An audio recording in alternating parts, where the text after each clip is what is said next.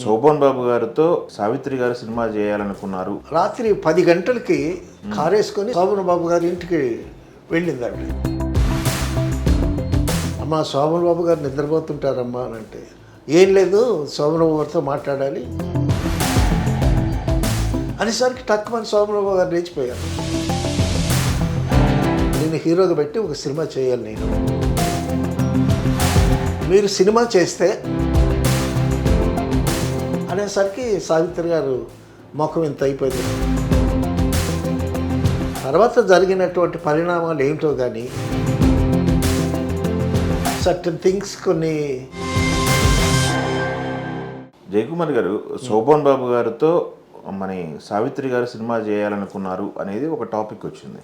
డెఫినెట్గా ఏంటి అప్పుడు పరిస్థితులు ఏంటి? శోభన్ బాబు గారు ఎలా ఉన్నారు? సావిత్రి గారి పొజిషన్ ఎలా ఉంది? సావిత్రి గారు కొంచెం ఆర్థికంగా ఇబ్బందుల్లో ఉంటున్న సమయంలో అప్పుడు ఓకే, రాత్రి 10 గంటలకి కారేసుకొని సావిత్రి గారు శోభన్ బాబు గారి ఇంటికి వెళ్ళింది ఆవిడ. వెళ్ళేసరికి 10 గంటలంటే అప్పటికే శోభన్ బాబు గారు నిద్రపోతూ ఉంటారు. సో ఆ మెయిన్ గేట్ కొట్టింది ఈవిడ. కొట్టేసరికి శోభన్ బాబు గారి దగ్గర ఏచూరి అని ఒక జర్నలిస్టు, తర్వాత ఆర్టిస్ట్ కూడా అతను, ఓకే, శోభన్ బాబు గారితోనే ఉండేవాడు. అతను వచ్చి గేట్ దగ్గరికి వచ్చాడు. గేట్ దగ్గరికి వచ్చి గేట్ తీశాడు. చూస్తే కారులో సావిత్రి గారు. ఏంటమ్మా ఇప్పుడు వచ్చారు అన్నాడు. నేను అర్జెంటుగా శోభన్ బాబు గారితో మాట్లాడాలి అన్న.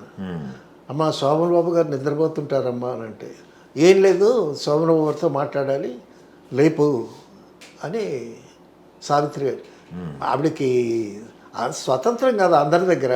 సావిత్రి అంటే అందరికీ ఇష్టం, అదే కదా, అందరి దగ్గర స్వతంత్రం ఉంది సావిత్రి గారు అంటే. సావిత్రి గారు పిలిస్తే పలుకుతారు అందరూ. సరే ఆయనతో మాట్లాడాలి అని అనేసరికి, సరేనమ్మా లేపుతాను, చెప్తాను మీరు వచ్చారని అని ఏచూరి గారు మేడ మీదకి వెళ్ళి సార్ సార్ సార్ అని సావిత్రి గారు వచ్చారండి అన్నాడు. అనేసరికి టక్కుమని శోభన్ గారు లేచిపోయారు. ముందు సార్ సార్ అనేసరికి చిన్న మెలకు వస్తుంది. సావిత్రి గారు వచ్చేసరికి టక్కుమని లేచిపోయాడు శోభన్ బాబు గారు. లేచిపోయి మెట్లు దిగి వచ్చి గేటు దగ్గరికి వచ్చేసరికి ఈవిడ కారు దిగబోతూ ఉంది. కారు దిగబాకండి, కారు దిగబాకండి, అసలు ఏంటి చెప్పండి, ఈ టైంలో వచ్చారేంటి అది ఇదని. సావిత్రి గారు అంటే అంత అభిమానం కదా. అనేసరికి, ఏం లేదు శోభన్ బాబు, నీతో ఒక సినిమా, నేను హీరోగా పెట్టి ఒక సినిమా చేయాలి నేను అని అంది. మీరు సినిమా చేస్తే నేను రూపాయి తీసుకోకుండా మీ సినిమా చేస్తాను. తర్వాత మీ సినిమాకి కావలసినటువంటి కెమెరామెన్ కానీ, మిగతా ఆర్టిస్టులు కానీ, డిస్ట్రిబ్యూషన్ కానీ, మంచి చెడ్డ అన్ని పనులు నేనే చూసి పెడతాను అని అన్నాడు ఆయన. అనేసరికి సావిత్రి గారు ముఖం ఇంత అయిపోయింది, చాలా హ్యాపీగా, చాలా సంతోషంగా. సో ఆ నిద్రలో లేచి ఆవిడ కారు దిగుతూ ఉంటే, మీరు కారు దిగబట్టే కారులో కూర్చోండి అని కారు దగ్గరికి వచ్చి ఆయన ఆవిడతో మాట్లాడి అంత గొప్ప అభయం ఇచ్చాడు. మంచి కథ చూడండి, మంచి కథ తెస్తే డెఫినెట్గా చేద్దాం, అన్నీ దగ్గరుండి నేనే చూసి పెడతాను అని చెప్పి శోభన్ బాబు గారు చెప్పడం, సావిత్రి గారు చాలా సంతోషంగా తిరిగి వచ్చారు. తిరిగి వచ్చిన తర్వాత మరి ఆవిడ తర్వాత జరిగినటువంటి పరిణామాలు ఏమిటో కానీ మరి ఆవిడ కథ తీసుకువెళ్ళటం జరగలేదు, ఆయనతో సినిమా చేయటం కూడా జరగలేదు. అదే శోభన్ బాబు గారు అంత అభయం ఇచ్చిన తర్వాత ఆవిడ ఆయనతో ఒక మంచి కథ చూసుకొని, ఇప్పుడు రైటర్స్ 2-3 రైటర్స్ని అడిగితే ఎవరైనా కథ ఇస్తారు. డివి నరసరాజు గారు బాగా పరిచయం ఆవిడకి. డివి నరసరాజు గారిని అడిగినా ఒక మంచి కథ ఆయన దగ్గర రెడీగా ఉంటే ఇస్తాడు, లేకపోతే ఏదైనా సజెస్ట్ చేస్తాడు.